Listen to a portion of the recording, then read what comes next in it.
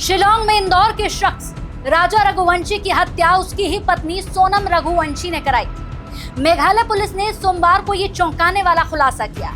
ऐसे मामले पहले भी सामने आए हैं जहां अपनों ने ही रिश्तों और विश्वास का गला घोटा है। मध्य प्रदेश के इंदौर से लेकर उत्तर प्रदेश के अमरोहा, महाराष्ट्र के कोल्हापुर और केरल के इंदुक्की तक कई ऐसे मामले सामने आ चुके हैं जिनमें महिला आरोपियों ने दरिंदगी दिखाते हुए चौंकाने वाली घटनाओं को अंजाम दिया। आज की वीडियो में राजा रघुवंशी जैसी कई और कहानियों के बारे में मैं आपको बताऊंगी, जिसमें या तो किसी की पत्नी या किसी की गर्लफ्रेंड ने ही अपने ही पति या बॉयफ्रेंड की जान ले ली। मेघालय के शिलांग में हनीमून मनाने गए इंदौर के राजा रघुवंशी की हत्या की गुत्थी सुलझ गई है। राजा की पत्नी सोनम रघुवंशी ने ही उनकी हत्या की साजिश रची। सोनम को सोमवार सुबह उत्तर प्रदेश के गाजीपुर जिले के नंदगंज थाना इलाके में पाया गया। मेघालय पुलिस का दावा है कि सोनम ने गाजीपुर में आत्मसमर्पण किया है और उसे गिरफ्तार कर लिया गया। इससे पहले डीजीपी ने सोमवार सुबह बताया कि इंदौर के पर्यटक राजा रघुवंशी की हत्या कथित तौर पर मेघालय में हनीमून के दौरान उनकी पत्नी की ओर से किराए पर बुलाए गए लोगों ने की। उन्होंने बताया कि पत्नी सोनम ने उत्तर प्रदेश के गाजीपुर में पुलिस के सामने आत्मसमर्पण कर दिया है, जबकि 3 अन्य हमलावरों को रात भर की छापेमारी में गिरफ्तार किया गया। इससे पहले मध्य प्रदेश के इंदौर से हनीमून मनाने के लिए मेघालय पहुंचे एक जोड़े के लापता होने का मामला काफी दिनों से चर्चा में था।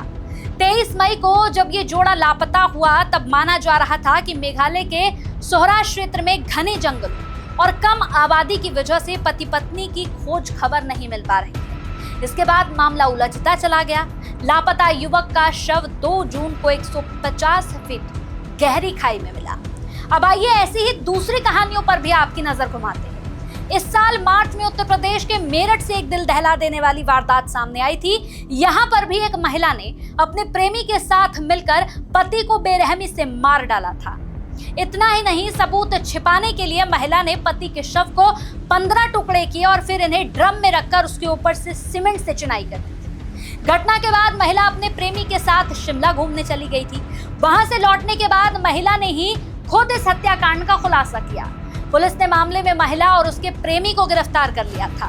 दरअसल मेरठ में लंदन से लौटे सौरभ कुमार की 3 मार्च की रात पत्नी मुस्कान रस्तोगी ने प्रेमी साहिल शुक्ला के साथ मिलकर हत्या कर दी थी।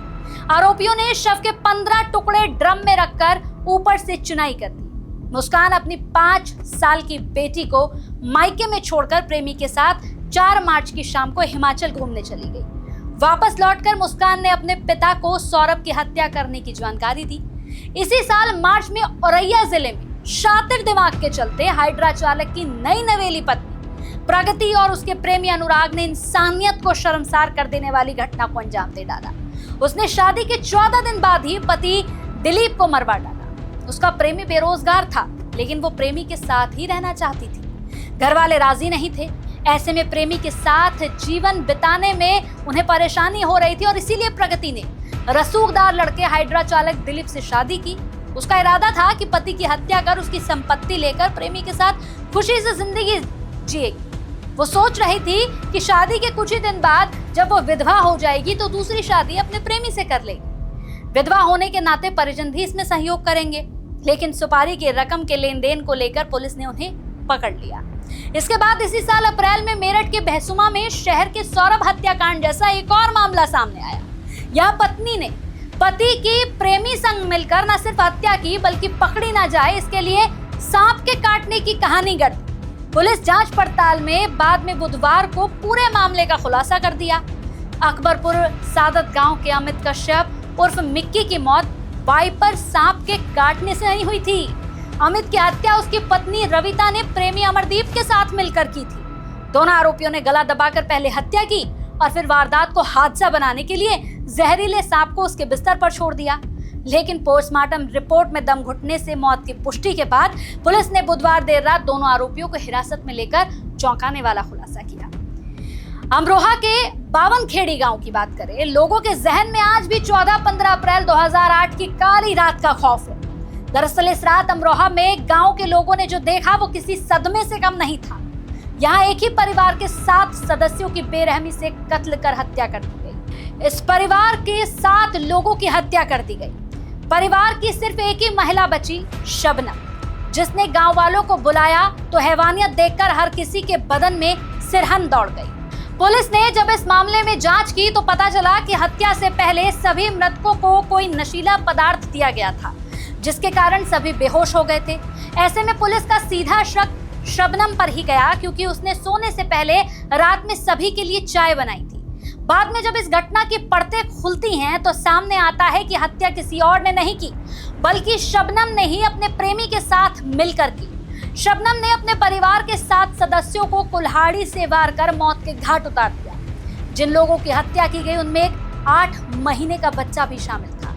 शबनम ने प्रेमी सलीम के साथ मिलकर अपने पिता मास्टर शौकत, मां हाशमी, भाई अनीस और राशिद, भाभी अंजुम, भतीजे अर्श और फुफेरी बहन राबिया का कुल्हाड़ी से वार कर कत्ल कर दिया था। इस घटना को अब 17 साल गुजर चुके हैं, लेकिन अब यहाँ गांव वाले अपनी बेटियों का नाम इस घटना को अंजाम देने वाली शबनम के नाम पर नहीं रखते। शबनम और सलीम को फांसी की सजा सुनाई जा चुकी है। शबनम का डेथ वारंट जारी होना बाकी है।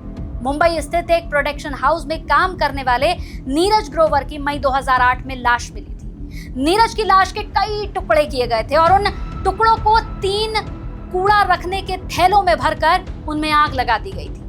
इस मामले में नीरज की महिला मित्र मारिया सुसाइराज ने पुलिस के पास उनके गुमशुदा होने की शिकायत की थी। इसके बाद कई हफ्तों तक नीरज की कोई खबर नहीं मिली। पूरे शहर में पोस्टर चिपकवा दिए गए, लेकिन पुलिस को सफलता नहीं मिली। हालांकि जब पुलिस ने अपनी जांच आगे बढ़ाई तो नीरज के मोबाइल लोकेशन के जरिए उसे खोजने की कोशिश की तो पूरा मामला खुलकर सामने आ गया।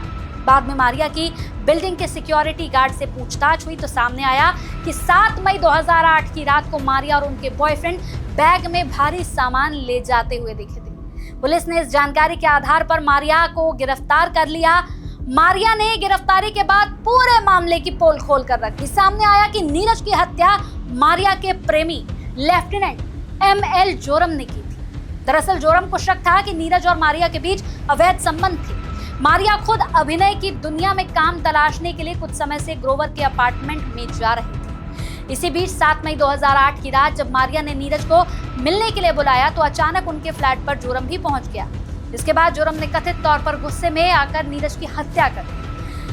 हत्या ही नहीं, जोरम और मारिया ने इस घटना के बाद जिस कमरे में लाश पड़ी थी वहां कई बार शारीरिक संबंध भी बनाए। मीडिया रिपोर्ट्स के मुताबिक दोनों ने इसके बाद जुर्म को छिपाने के लिए बाद में एक शॉपिंग मॉल से पॉली बैग और धारदार चाकू खरीदे।